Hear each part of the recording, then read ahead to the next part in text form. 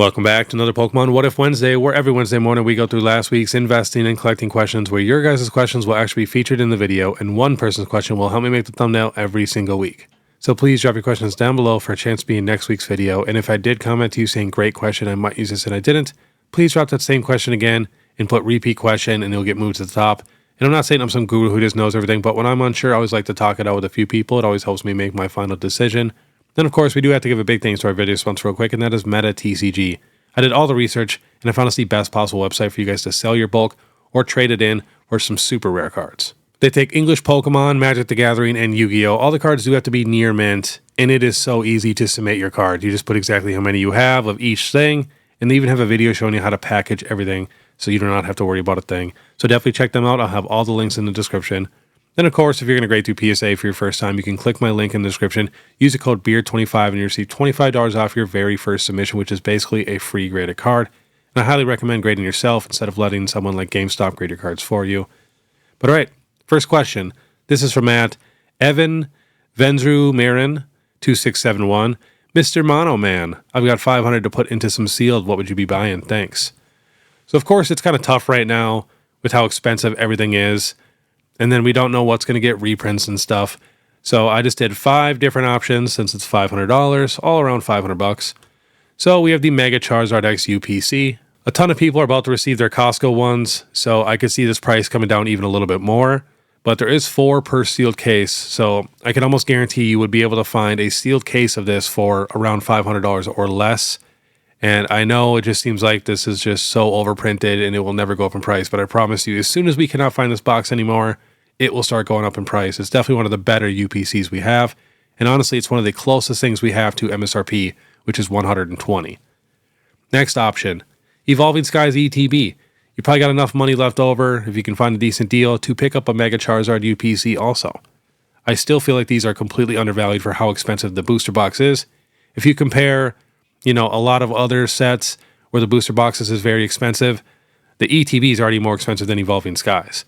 So this definitely has a lot of room, and I can see this being, $600-700 ETB. Next, you could get a nice minty Chilling Rain booster box, a little over $500. It got down to $400, and I was telling a bunch of people to pick these up, when they actually drop.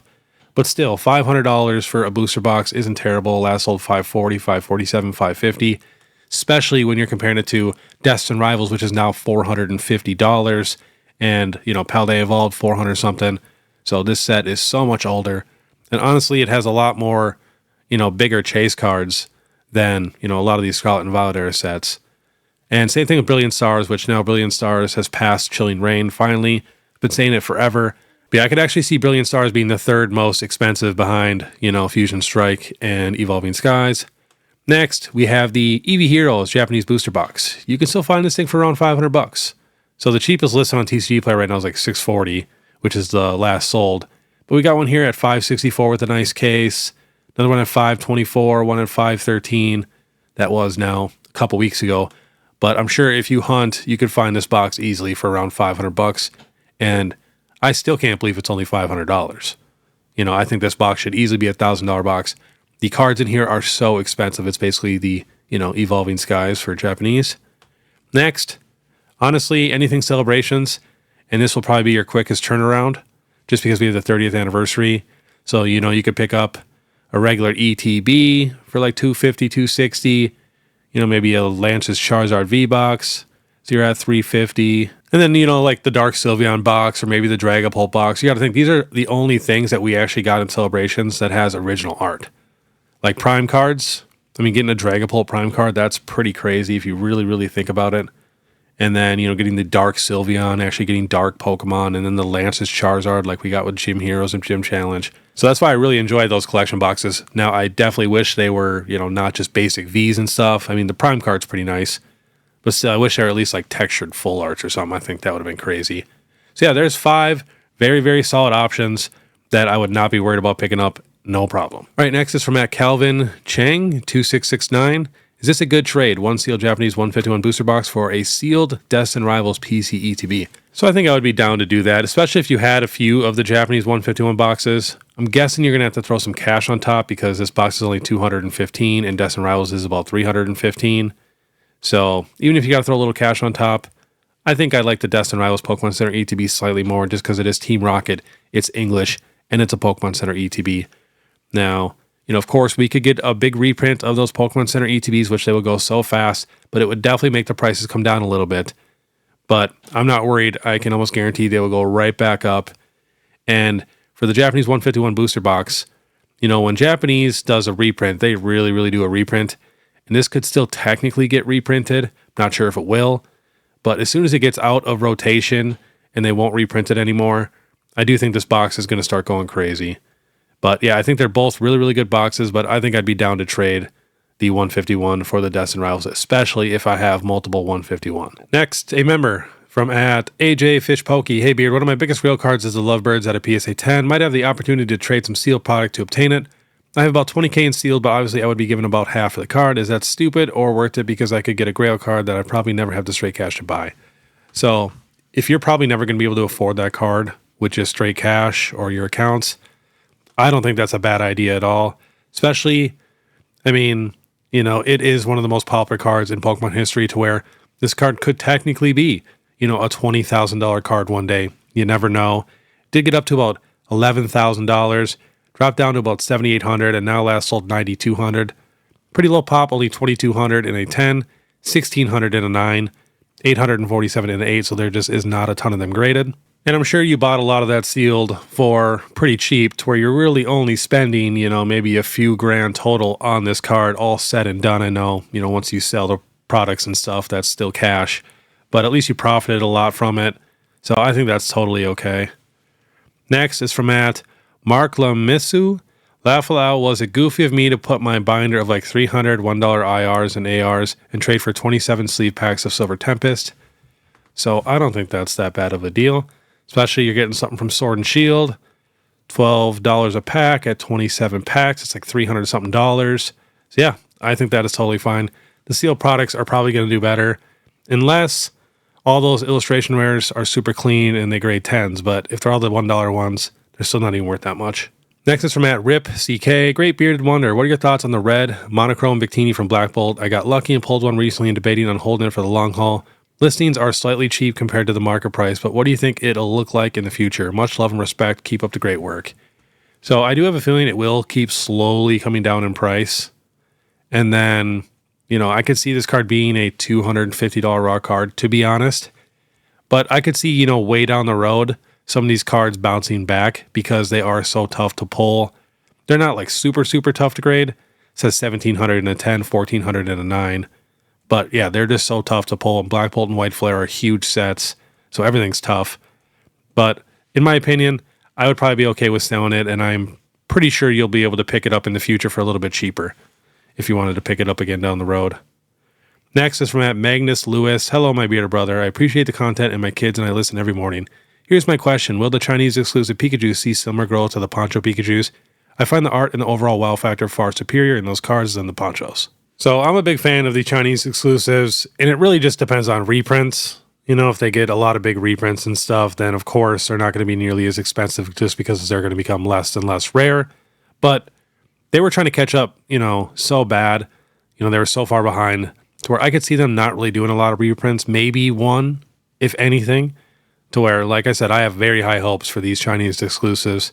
And it also depends too, if we get these in English, it's just going to destroy the market. So that is a chance, it's a little risky, but like I always say, I'm willing to take that risk on these Chinese exclusives. But yeah, I could see the 151 Pikachu's doing super, super good down the road once we know like they're not going to get any more reprints because they're crazy cards. Next is from @Ellison. Love the videos, Beard. I'm torn between either Bubble Mew in a PSA 10 or an Ancient Mew also in a PSA 10. Bubble Mew is super desirable and loved by everyone. The AM has a lower PSA 10 gem rate and is older. They're both around the same price. What do I pick up? So yeah, that is a tough one. But like I said, I always try to stay away from buying these really popular modern cards when they're at their all-time highs. Because let's say Perfect Order comes out and we hit the 30th anniversary and the next couple sets aren't that good. Pokemon will definitely cool off a little bit to where every single big card, especially in a PSA 10, will drop. So I'd probably hold off on the Bubble Mew. All right, next question is from DJ Rohan. Hey there, Mr. Beard. Great content as usual and delivered with style. Thank you. I'm looking to pick up the Seismitoad Shinji Kanda card in a PSA 10 for my graded collection. It was overinflated from the start, but do you think if I wait long enough, it will come down in price, or has the floor been reached? So I can see that card coming down a little bit more. And honestly, all of the illustration rares from Black Bolt and White Flare are going to be some of the rarest cards in the Scarlet and Violet era in a PSA 10. The pop on this is wild. 709 in a 10, 2400 in a 9. But yeah, like I said, it's definitely just a little overinflated because we got so much hype with Shinji Kanda, and the cards are actually tough to pull to where it doesn't really matter what card it is or what Pokemon it is. If it's a Shinji Kanda and it's tough to pull, it's going to be worth a lot of money. But I could see this card being, I don't know, a $500-$600 PSA 10 card. Just like the last question, every time the market cools off, the PSA 10s always take the hardest hit every single time. Next is from Matt Broden. Almighty Beard, I'm going to my first convention in March. I plan to look for a Paldea Evolved Magikarp. I plan to buy a very clean copy in hopes of a 10. However, in the back of my head, wouldn't a vendor with such a clean copy grade it themselves? I'm just wondering, is it possible to buy raws at a con and they become a 10, or would it just vendors have potential 9s or lower for sale? But yeah, it's definitely getting tougher and tougher to find clean raw cards at these shows. And even when someone comes to my table and they sit to ask, card after card after card, and they're just looking at the condition and putting it back, I let them know right away, like I do grade my cards.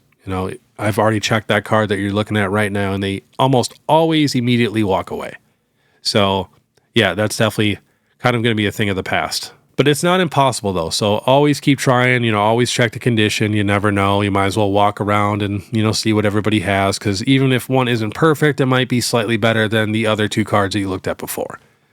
But yeah, it's so tough now. Next is from at Compass CC. Good morning, Mr. Beard. I know you collect other TCGs besides Pokemon. What's your opinion on the rebranded Metatcg series? Personally, I'm a fan and I am slowly creating master sets, but I'm wondering if you had an opinion on its future.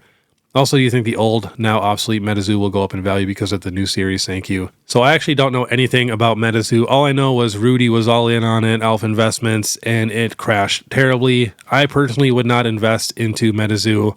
You got to think it's competing with some monsters, with some crazy IPs. Some stuff might go up, but it's definitely super, super risky.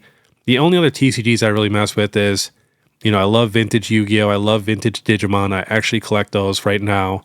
I do like some of the new modern Yu-Gi-Oh! Like the Ghost Rares. And then for Digimon, I like some of their new serialized cards. I might pick up a couple here and there, but mostly vintage for that stuff. And then I also play Magic the Gathering, play a lot of Commander, but I don't really collect the cards for that. I just kind of build my deck, which my deck is super crazy and has super expensive cards in it, but I don't really have binders and binders of Magic cards. Yeah, I don't really know anything about Metatcg. I just, like the stuff that has been around for a very, very long time and all the stuff that's very nostalgic to me. My brother was super big into Magic the Gathering, so, he's always been the Magic guy. I was always the Pokemon guy, so that's super nostalgic. I collected Yu-Gi-Oh! As a kid. I still have all my original Yu-Gi-Oh! Cards. Same with Digimon. I still have all my original Digimon. So I just love those, the early 3 TCGs, Pokemon, Yu-Gi-Oh! And Digimon. Next is from Louis Gramillo. Could I trade an Unbroken Bonds ETB for an Evolving Skies booster box, or should I trade for multiple modern booster boxes? Thank you for the vids. I would definitely do that. You got to think an Evolving Skies booster box is an absolute grail box. Now, getting a couple modern booster boxes, depends on what it is, they might double in value quicker than Evolving Skies, but just know 95% of the people cannot even afford an Evolving Skies booster box in this hobby. So I think it's kind of cool to have something that not everybody else has. And if you're getting some modern booster boxes, pretty much everybody has those. Next is from Shaggy the Collector. I know you like Pokemon Center ETBs. What are your thoughts on them 5+ years from now? I feel like they will be harder to sell or trade in the future, especially when you could buy the same ETB without the Pokemon Center stamp on it for half the price for your sealed collection. Do people really like stamps that much? So it's more than just the stamp on the promo. You got to think that product is like the most rare product that we could even get for English Pokemon.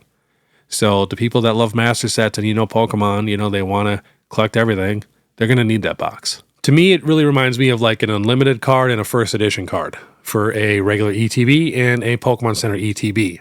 And I know so many people that will never touch an unlimited card that only collects first edition. If you're going to collect it, you might as well collect the highest rarity. It's one thing I've always done. So that way, you're getting the most value too when stuff does go crazy and the collection is worth a lot more. But just know any box, when it gets very, very expensive, is much, much tougher to sell.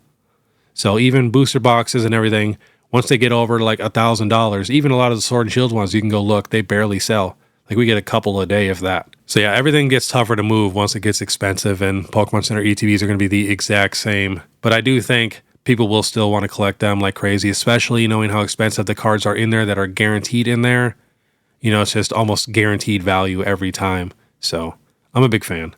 Next is from @ReloseGZ. I butchered that, my apologies.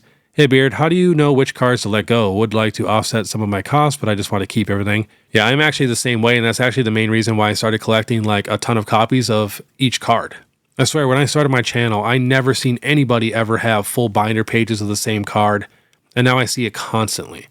But that's literally the main reason why I did that, because I could not sell a card if I only had 1 or 2 copies, but if I had 20, 30, 40 copies, then I'm okay with selling, 10 or 20 of them or whatever, and I still regret it after I sell it almost every single time. So yeah, I would definitely do that for the future, but for right now, I would definitely sell the cards that you just think are a little overpriced, cards that are pretty new, that are very expensive to where, maybe a year or 2 from now, you could pick them up for half the price.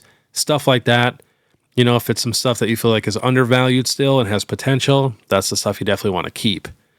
But yeah, try to get as many copies as you can. It makes it so much easier.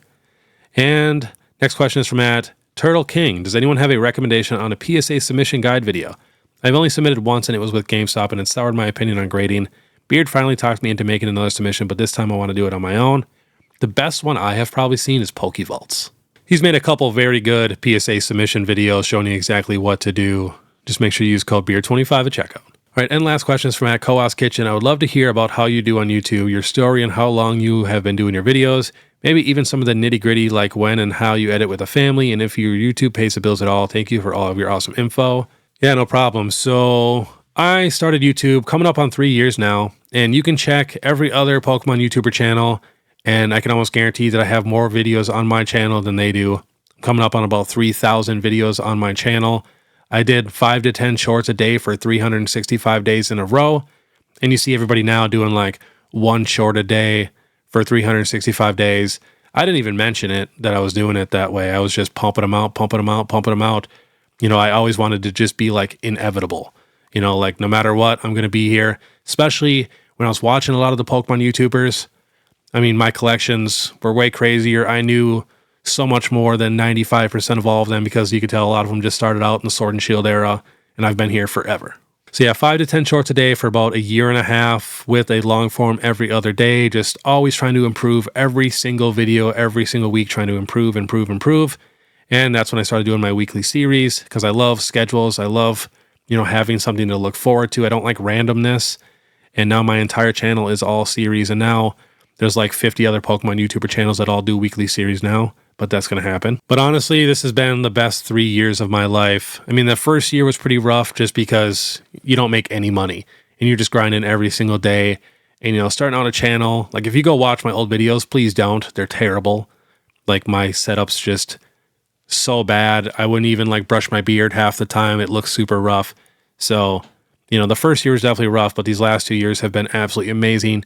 And I never thought in a million years I would even be here. Growing up, I never even had a Facebook. I didn't like taking pictures of myself. Like I never, ever did that. And now, I do 5 long form videos a week. So it's just crazy. But yeah, YouTube definitely pays my bills. You get paid once a month from YouTube, and that's anywhere around like 3 to like 5 grand, depending on how many views you get and stuff. But then I have sponsors, and that's where you can make some really good money. And then also vending too. So yeah, I am full-time Pokemon. But I really don't want it to be like an actual business to where like, I could technically get distribution right now, but then I don't want to have to sell this stuff. That's why I like just randomly vending because I'm basically just selling cards here and there and some, boxes that people sell to me just to grow my collection, make a little bit of extra cash, whatever it is. And the best part about it is just meeting everybody and, taking pictures and like signing autographs. It's just so fun. And then also, when I do those shows, it just gets my name out there a lot more. So yeah, the last 2 years have been absolutely crazy, and I never in a million years thought this would be happening. And sometimes it can be rough. Editing sucks. I might find an editor eventually. I'm also just super, super cheap, and I've done every single thing myself. But yeah, maybe sometime in 2026, I will hire an editor and just see how it works out. And, if it goes really, really well and it's worth it, then I will definitely do that because editing definitely takes the longest. And that's why I like laptops. So that way I can edit upstairs while hanging out with my daughter and my wife and help her keep an eye on everything. And, I can randomly get up and help and do stuff instead of being downstairs on the PC to where, I can't help or see anybody for 3-4 hours sometimes. But at least up there, I'm there with everybody. And yes, it will take longer to edit when I'm upstairs with the family, but at least I'm up there with the family the whole time. But editing is definitely the roughest part. That and coming up with thumbnails, definitely is not super fun. So yeah, if you guys do ever want to become a YouTuber, just know you got to go all out. And if you do that for a year straight, going every single day, always trying to improve and get better and better and better, I promise you by the end of that year, you will be so shocked on how far you have grown. So you just got to be obsessed though. And that's exactly what I did. And now I'm an actual Pokemon YouTuber, and it literally blows my mind that people ask me for pictures and watch me every morning, but I wouldn't change it for the world. So seriously, thank you so much for every one of you that watches my videos, my Market Mondays, my What If Wednesdays, my Throwback Thursdays, Falling Fridays, Slab Sundays, all of them. So I really appreciate all you guys. And I actually forgot to do the question of the day. If you guys could add any typing to any Pokemon, what would you guys want to see and why? And then, of course, if you guys like this content, please make sure you subscribe, hit that notification bell, leave a like and comment, especially if you guys want to stay ahead of the market. And then, too, if you guys want to support more, you guys can check out my Instagram, my TikTok, my Facebook, YouTube membership, all that. You guys know what to do. You guys are the best. But all right, I want you guys to have a great day. And if you guys want to watch my last Market Monday, which was a crazy one, click this video here. Otherwise, we'll see you next time.